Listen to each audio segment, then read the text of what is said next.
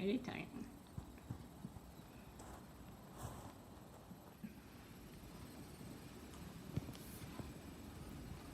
The Tale of Genji, Chapter 4, Evening Faces. On his way from court to pay one of his calls at Rokujo, Genji stopped to inquire after his old nurse, Koremitsu's mother, at her house in Gojo. Gravely ill, she had become a nun. The carriage entrance was closed. He sent for Koremitsu, and while he was waiting, looked up and down the dirty, cluttered street. Beside the nurse's house, was a new fence of plaited cypress. The 4 or 5 narrow shutters above had been raised, and new blinds, white and clean, hung in the apertures.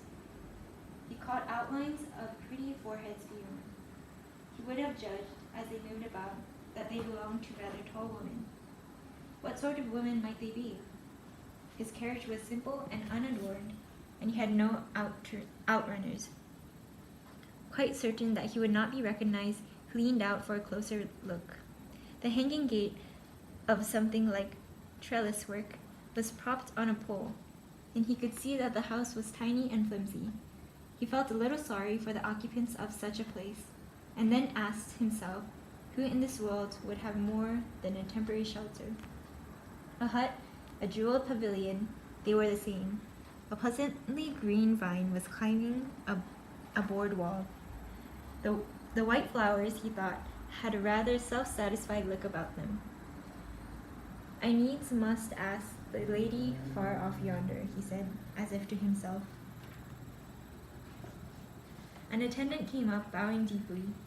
The white flowers far off yonder are known as evening faces, he said.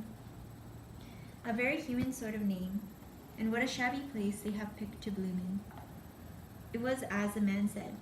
The neighborhood was a poor one, chiefly of small houses. Some were leaning precariously, and there were evening faces at the sagging eaves. A hapless sort of flower. Pick one off for me, would you? The man went inside the raised gate and broke off a flower. A pretty little girl in long, unlined yellow trousers of raw silk came out through a sliding door that seemed too good for the surroundings.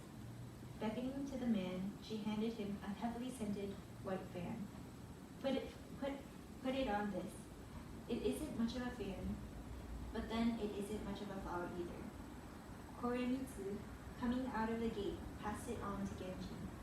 They lost the key, and I have had to keep you waiting. You aren't like